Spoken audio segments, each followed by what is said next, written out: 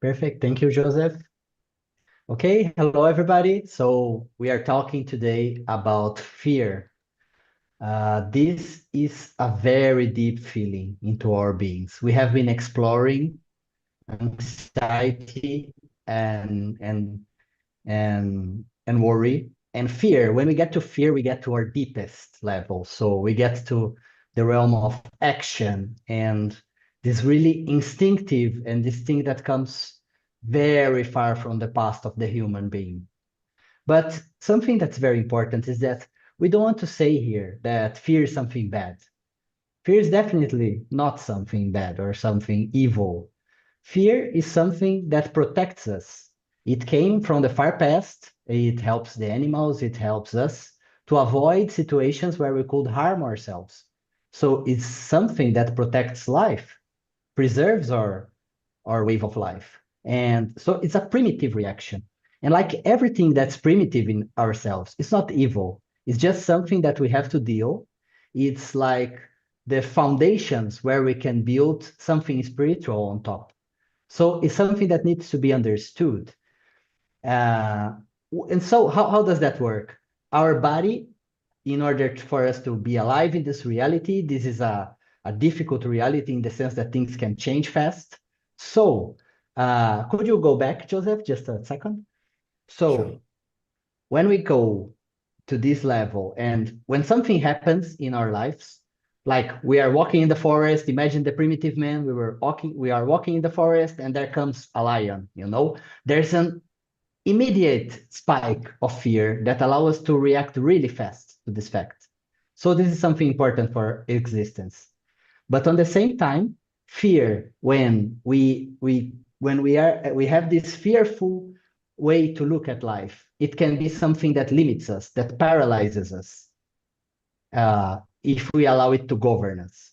So let's now we can proceed. So just to recap, we have these three instances or these three sanctuaries, as we say in the spiritual school, where these feelings manifest. So fear, we are talking about the sanctuary of life. It's the deepest, most instinctual of the three. Anxiety comes from the heart. So we have this feeling that this anguish of a fragmented consciousness, as we already discussed. And worry, this is in the head. So we are always thinking about the future. Oh, is this going to happen? How I'm going to react for this or that? So it's like we have fear, that's this instinct that all animals have, but we put more layers on top of it. We make it heavier, much heavier than for the common animal, because we add anxiety and worry, and we blurry our heart and our mind with these extra layers of feelings. Yeah, we can proceed.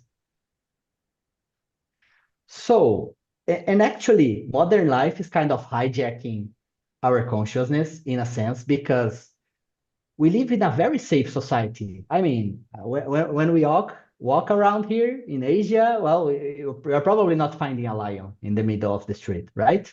We're not going to find an immediate danger, uh, because we created society to be safe. We have rules, we have traffic signs, we have all sorts of mechanisms so that we can be safe when we walk in the street, when we are in our homes, all the security measures. So we are kind of safe. Why are we so afraid? The external walls are higher, like the image says, but we are in a state of unprecedented alertness. We have a psychological fear. Our time and our attention is hijacked by the social media, by the news. So we are always afraid.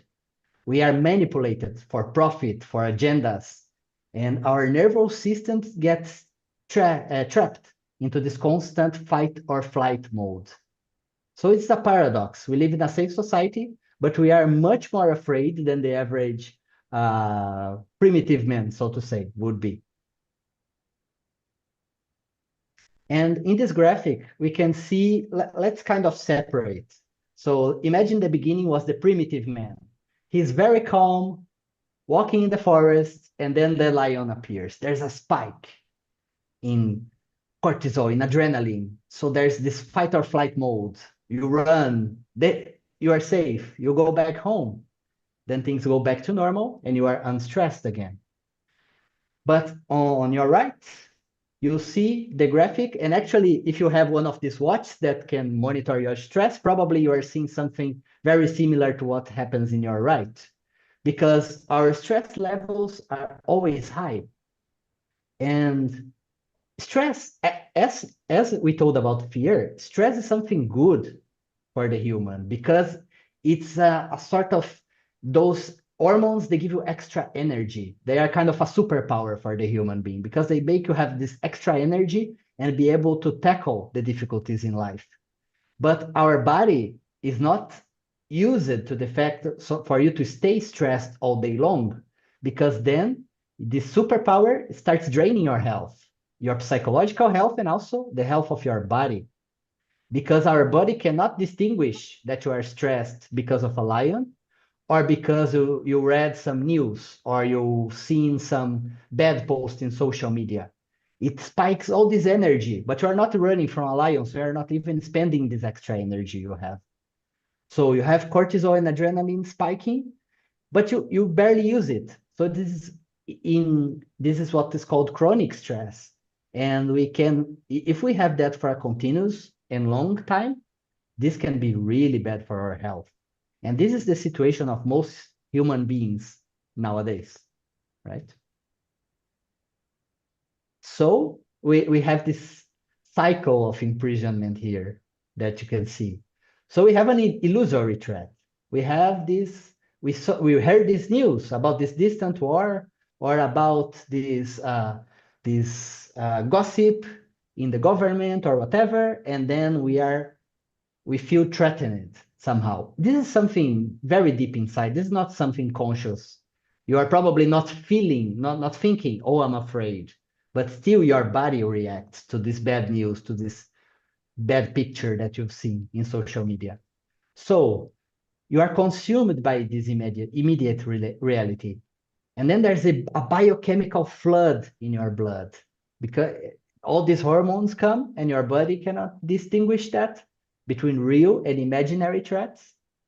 And also there's this, as this affects all of your consciousness, it obviously causes a sort of a numbing of the soul. This is something more subtle that we talk in the spiritual school, but obviously your soul can't function properly if your body is in this fight or flight mode. Then these subtle energies, spiritual energies, they have more difficulty into touching your centers of consciousness. And then the human being isolates himself because he's always afraid, he's anxious, he's worrying about everything, and he isolates because he feels more protected, even though he has all these walls and all these safety measures and all these laws that protect him, but he feels afraid, he feels alone, and he closes in himself.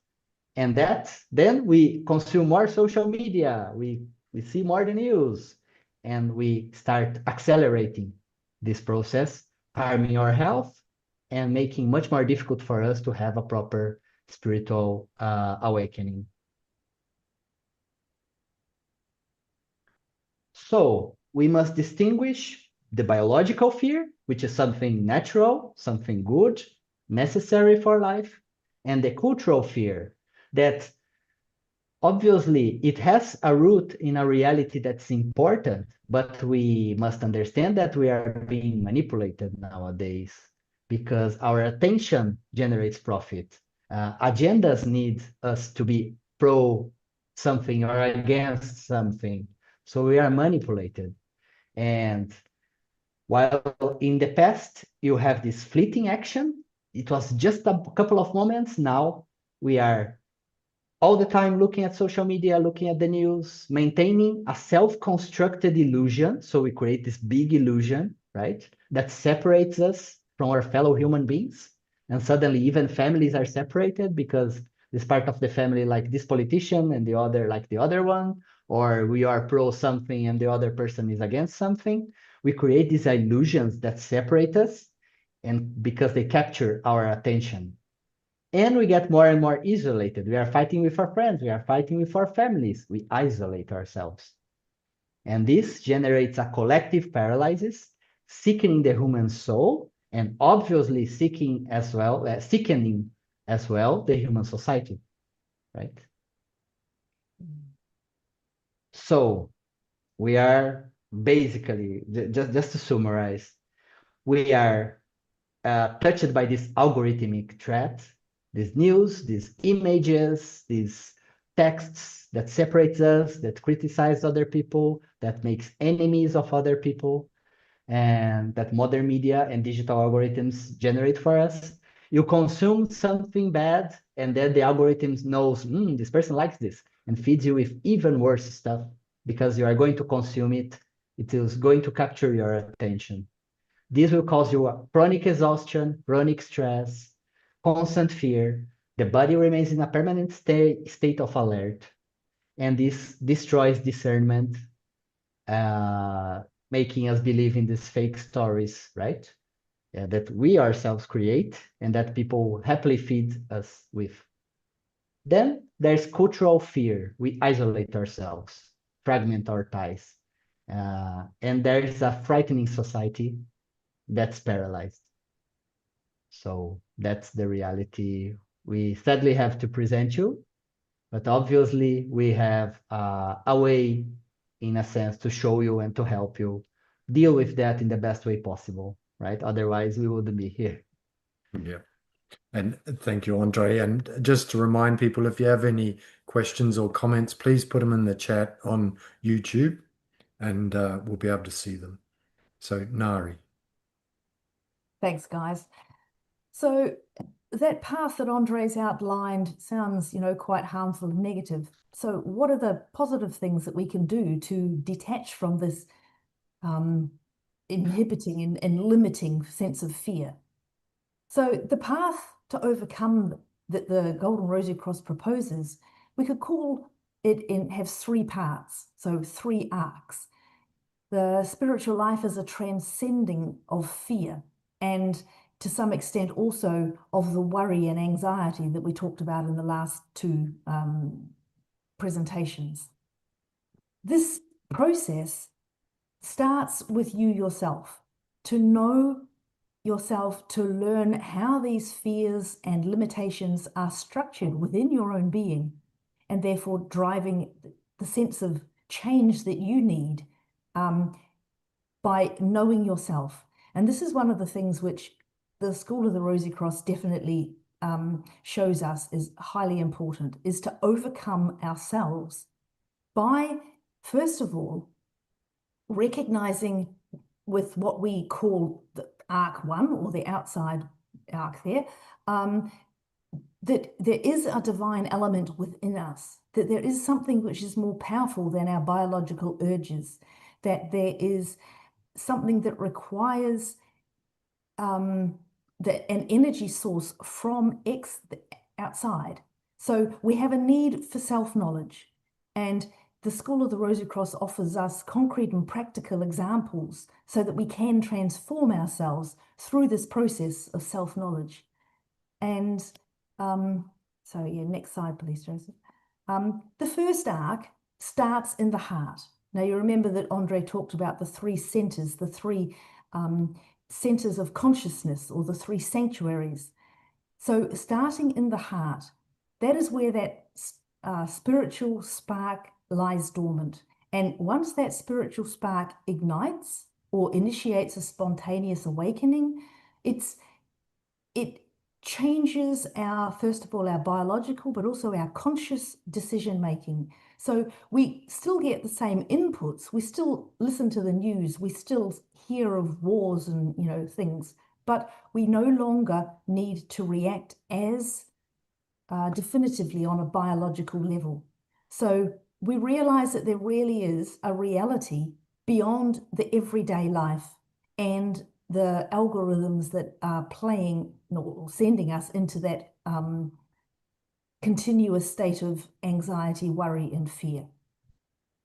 The fear of listening to that inner divine calling, or that spirit spark that we have in our own heart, sometimes also leads us to a little sense of fear. It's not the biological fear, but there's a worry that we need to change.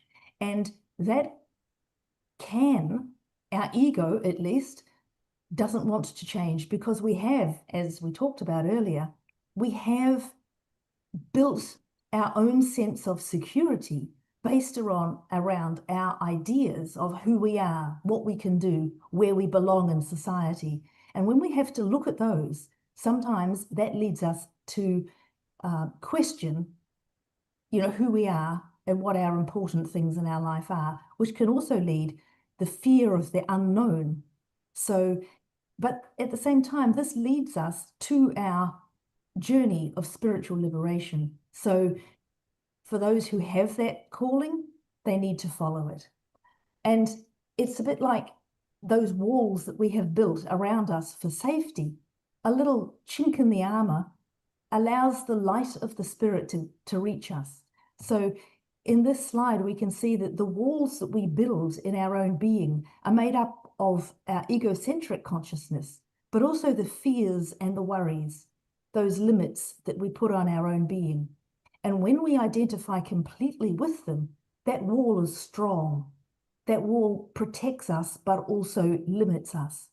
And when the spirit spark within our heart has been opened, then the light can flood into our being and we can follow that light.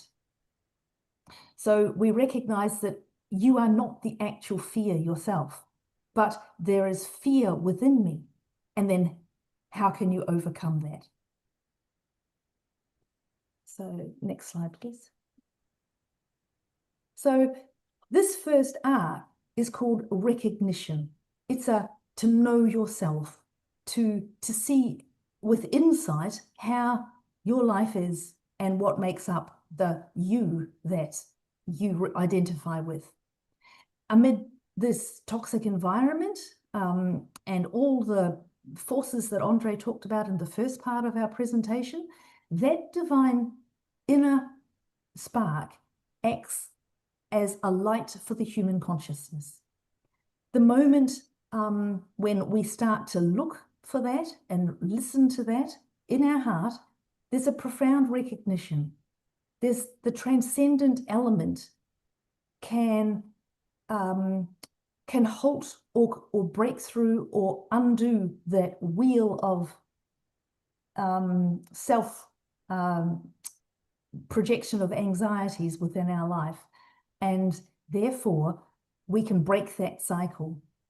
So this element, not being part of our personality, but operating on a totally different level, can offer us a way or a perspective that is outside of our normal consciousness. The second arc is that of, well, the turn, that it acts on our head.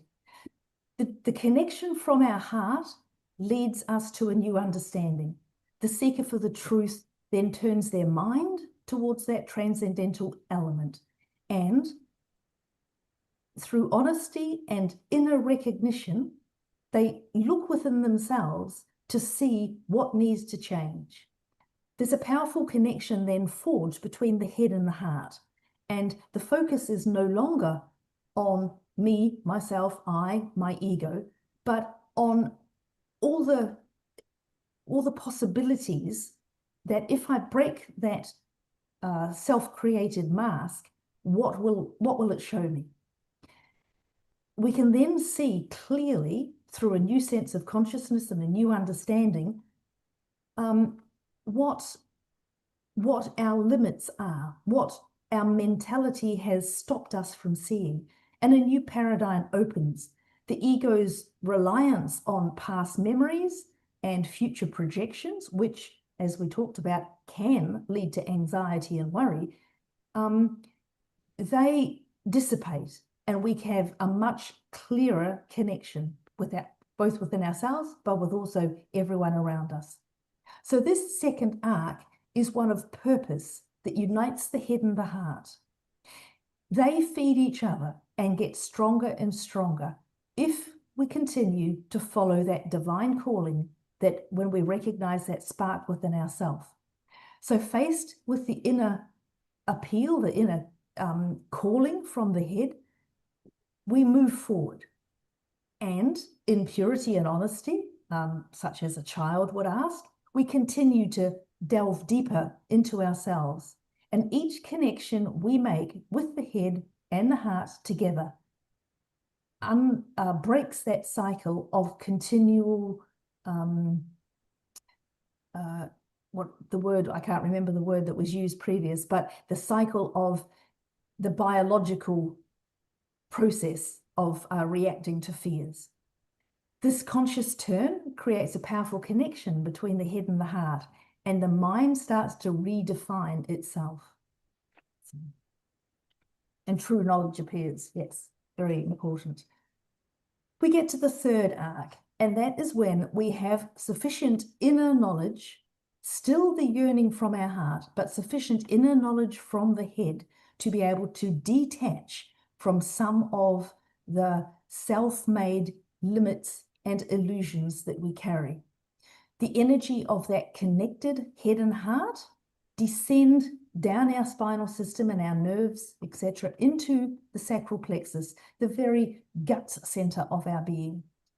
And this is where our unconscious fears reside, and it opens our subconscious area. So that's the very base level, the very animalistic level, I suppose, of where our fears reside.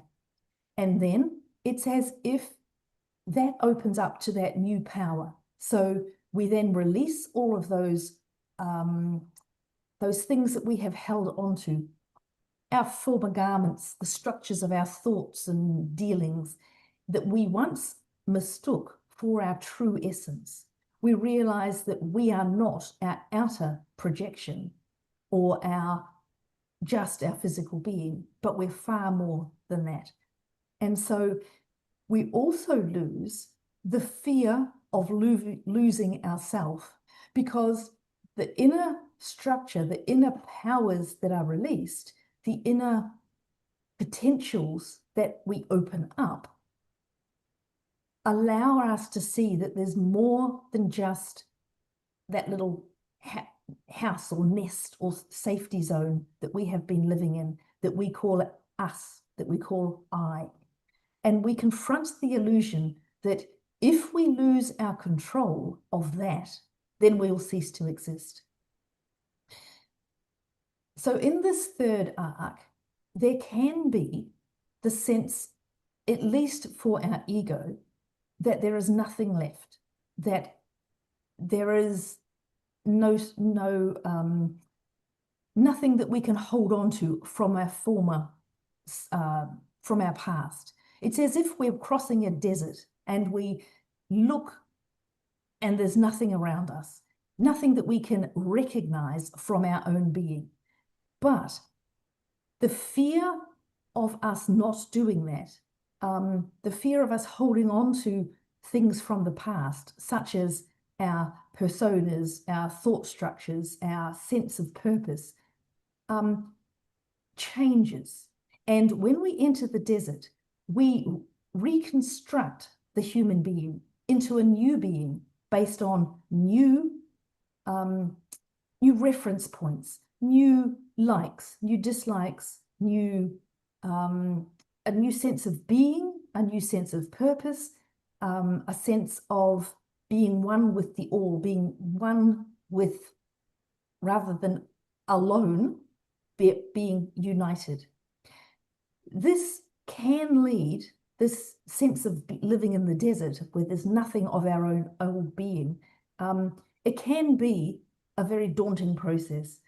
But as the saying says, that the darkest moment is just before the dawn. It also allows a new birth. So you often hear in spiritual terms about being reborn. And that's where this whole process, although it can be dark, can actually turn to a spiritual enlightening. So the question is, do you feel that something is missing? something that you have that is eternal. The School of the Rosy Cross talks about that transcendental element that is within us as a divine spark. It's resident in our heart, but it does not belong to our physical being. It acts as a mirror of our consciousness, and it touches us from that divine spiritual sun.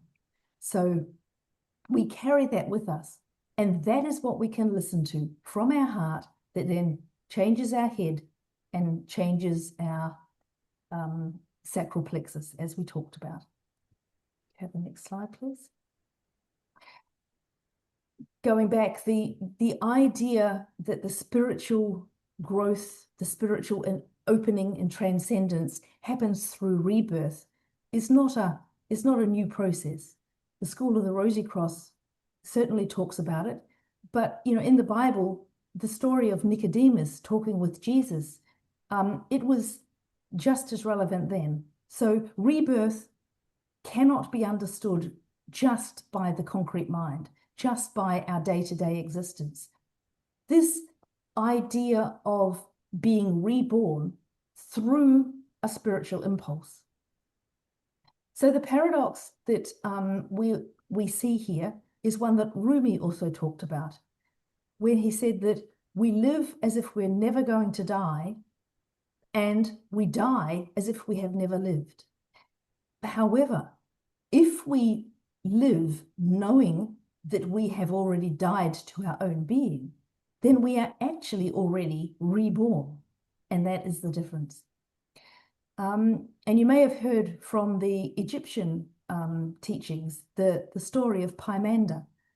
And that was where we're talking about the death of the ego merely as a dissolution of our thoughts and our desires, that they never were real, they never were us. And the emptying of that cup allows the soul to be filled with the divine forces. And that is the rebirth. So there we come to the idea of two deaths.